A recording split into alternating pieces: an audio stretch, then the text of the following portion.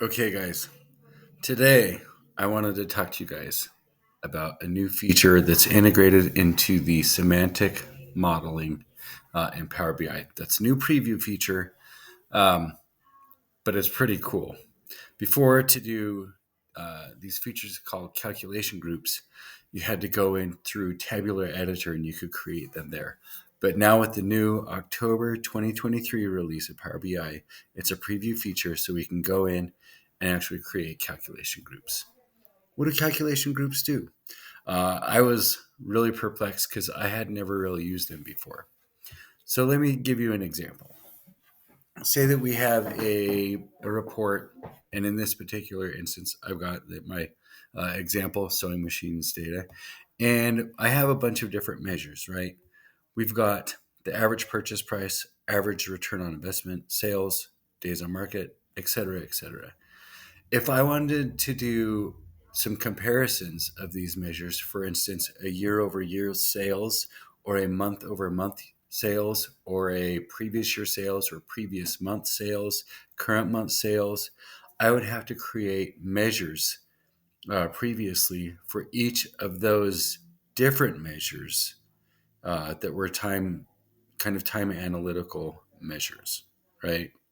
So, say that I wanted to do an average purchase price for current year, current month, previous year, and like same month, previous year, right? So that would be four measures that I would have to create. With calculation groups, I can create one measure called average purchase price, and then I could create the four calculation items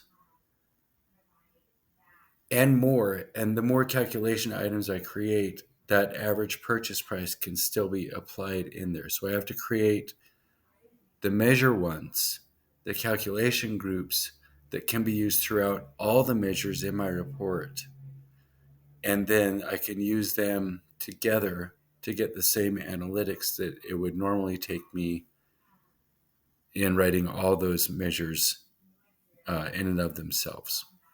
So that's how they work. It might be easier to show you guys. So here we're just going to jump over here to my manufacturer. Let's create a new page. Let me hide this guy. Okay, new page here. All right.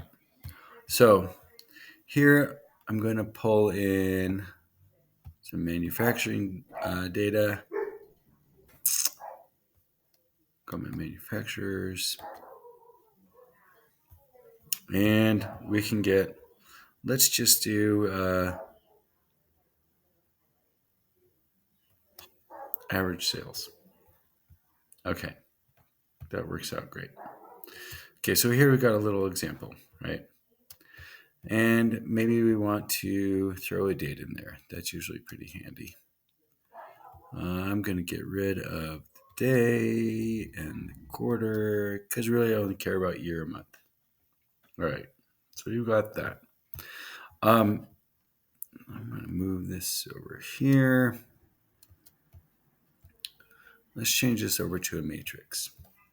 Okay, so now we can see for each manufacturer, as we dive in, it's going to have our time nested in there. All right, cool. And then it gives us the average sale price for each of those, the manufacturers, and then the different months where there has been sales. Awesome. So normally we would have to create measures for each of those things, as I mentioned before. If we want to go, and I have some calculation groups in this report in my time intelligence. Okay. If I take these date calculations and just drop them in to my columns. Okay, now check this out. So we've got, here's our current year to date. And again, the measure that we're looking at is the average sales, right? So we've got our current and our year to date. if we expand this out some more, oops, we can see that those same measures, the current and then the month to date now, because we're looking at months, become applicable. So does the year to date. So as these calculation groups become applicable to that time dimension that we're looking at, because it's a time intelligence based uh, calculations, then we can see them applied, and we don't have to recreate all these different measures. The way that we do these is in the model view. We're going into the model. Let's take a look. All these are doing is creating some time intelligence stacks. Is really what we're looking at. If we take a look at current, they're almost always they are always based on a selected measure. So if we choose, so if you think about how we are using current in the average sale price, the selected measure that we were applying or that was getting dropped into this DAX expression was the average sale price, right? If we look at month to date, that's going to be similar. Again, it's taking that selected measure, so the average sale price, and then it's using the expression dates month to date of our date value. And we have a date table. If you have any questions on how to make a date table, check out my other how-to video. It's still contained in the Power BI instructional videos I have. Anyway, so that's kind of how these are working. These are all doing the same type of thing. Here we're doing like current year is a selected measure, and then previous year is still the selected measure, but it's doing the same period last year, et cetera, et cetera. So you can kind of look through the stacks and get an idea of how to create these different, the different calculation groups. But they can really save a lot of time in having to create a whole bunch of excess measures.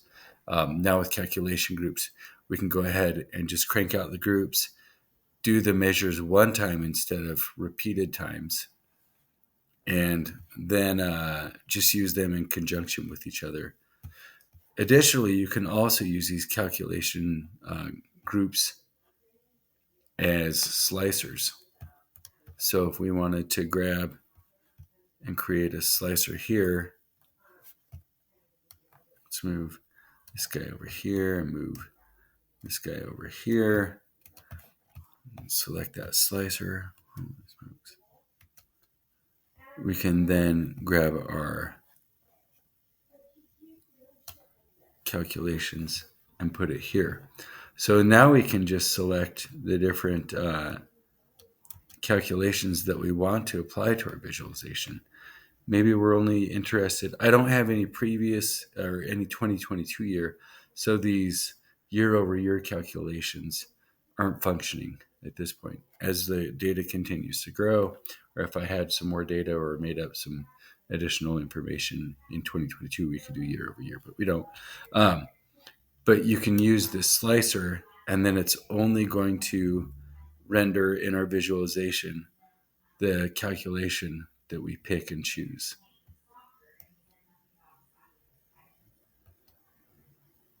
Okay, so that's how these things work. It takes a little bit of exploration for sure, but they are really, really powerful. If there's a bunch of measures, which oftentimes there are, that really are doing the same type of comparison, only maybe we're looking at inventory and sales and revenue or anything like that, you can use the calculation groups to really consolidate the number of measures that you have to create and get that same analytics, and probably with a better performance. So there's a lot of advantages to using these things. If you have any questions, give me a holler. All right. Thanks for watching.